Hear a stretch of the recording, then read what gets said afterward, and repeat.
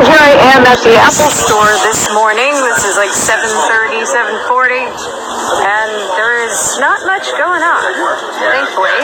That is the line. Really not much happening. I am so grateful.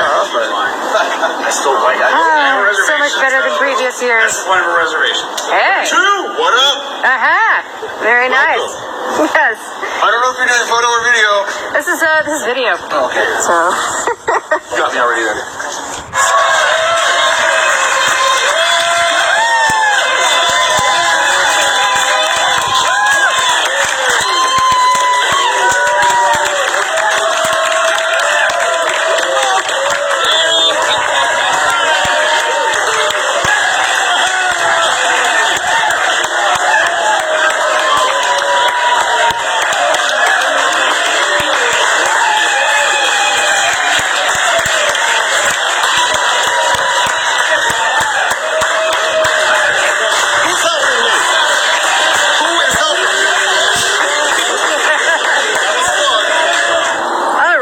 Now it's time to go and unbox this thing. So tired, but at least that was actually quite easy. I like that reservation system a lot better than what they normally have you do, which is just insanity. So, just gonna go unbox it. Unfortunately, I couldn't get the Plus variant. I wanted to. I did have another phone reserved, but it was one of these 6S's. So, well, we'll just see if I can get my hands on one later on. I think the only real difference I'm going to care to talk about is the optical image stabilization that is now existing in video, where it did not exist in video, and a lot of people didn't know that. But in video, there was only cinematic stabilization, which was their digital image stabilization algorithm, and not actually optical image stabilization. So I will get my hands on one of those eventually. Maybe. Okay, so let's take a look at this puppy now that I've gotten back home from the Apple Store. I did get my hands on this rose gold one. This is the 64 gigabyte regular 6S. This year I did not want a larger phone. As you can see, I've got all these very large phones on my desk. So many very big phones. I kind of wanted something a little bit smaller for myself. So nice presentation on the box. But who cares about the box? So here we have our blade here. Now, what I'm excited about is that we no longer will have bend gate. Now, a lot of people said bend gate wasn't really a thing, and I was really one of those people who agreed that, the iPhones don't really bend.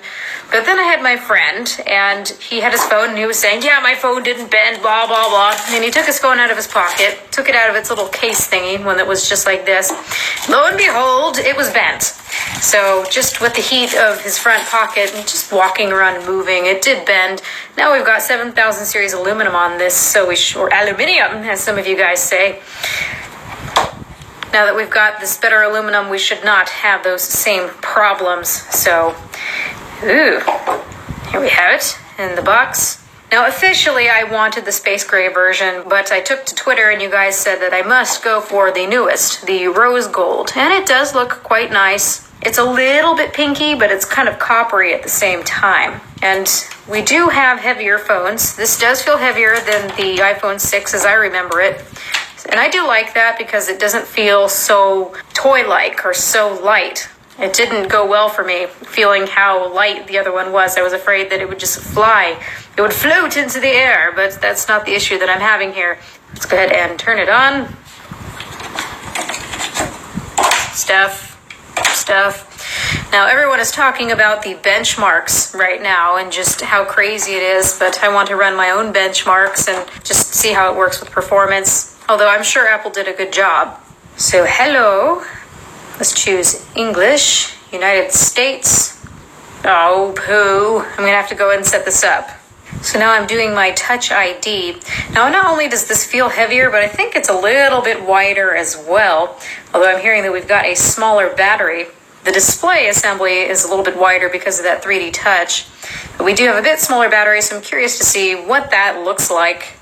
Now, when looking at that display, it's kind of an insult in resolution when I compare it to everything else that I've been playing with lately, even with the Moto X. This is a $400 phone, and we've got a Quad HD display. And now there's just no comparison when going back and forth.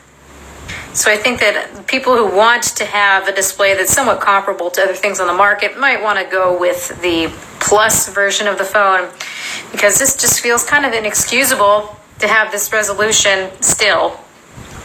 I nearly forgot about that. What I really care about, though, is the size. I've got plenty of large phones with huge displays with a lot of pixels. So we'll see how I feel. I might end up exchanging it after all. All right, so here we are. We have it all set up.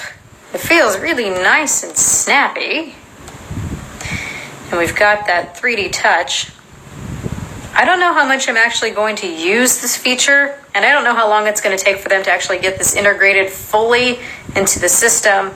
Because a lot of things right now, you just click on it and it just gives you 3 taps to tell you that it's not supported. So holding on to this, I can preview the picture. I can pull upward and I have some options. Push harder and it goes right into it. That's kind of cool.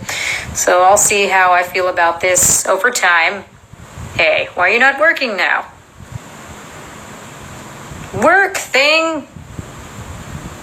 I don't know, it's strange. There we go. I hope it's not finicky. I see, if it's too close to the edge, it wants me to pull outward to switch between apps. So it's going to take me a while to get used to this, I think. Now, before I almost forget, let's go ahead and open this case. $35 for what exactly, I don't know. So we got a white one, very understated.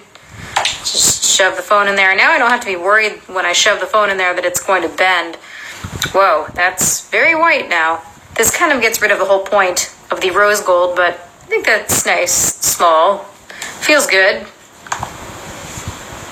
They're saying that the Touch ID is a lot faster, and indeed, I think that it is. I want to negate placebos, but I didn't even realize I had a password on this thing. I totally forgot because I just touched the home button and it immediately unlocked for me. So it's almost as if there's no password at all. So that's really, really nice. Hope that stays that fast. Okay, so now I need to just take some time to play with this, bond with it, give it a name or something. That's something that I typically tend to do, but I have to say that I give an A+ for the color. Now that I really have had a chance to take a look at it for just a few minutes, it's a really nice color phone. I do recommend it. Even if you're a dude, go for it. It's something that's interesting, it's new, it's different, and it's actually incredibly pretty. The color of white that Apple has here with this rose gold really complement well, and it looks really nice. So if I can get my hands on one, I would like the 6S Plus in the rose gold color. 64 gigabytes would be what I would like. So hang tight, everyone. I'm doing a lot of reviews right now. I'm currently filming and editing this review, doing it bit by bit. This is the Galaxy Note 5. If you want to see, though, some differences in sizes here, here we have the Samsung top versus Apple's smaller top. And if you're someone who doesn't want a huge phone, this is in comparison to the Galaxy S6. So still, the iPhone 6S is smaller than the S6, so this is a great size for my hand, which is why I wanted this size phone. So give me some time to play around with this. Thank you, everybody, for watching. This has been Erica, the technology nerd who likes to film stuff. Please rate, comment, and subscribe. Let me know what you think about the color here. Now you can see it here in person. It is pinkish a little bit. It's a little bit pink, but it's also very coppery at the same time. Is it really feminine? I don't know. I know that I can get away with it, but let's see how many of you out there are man enough to have this color, huh? Well, have a good day, everybody.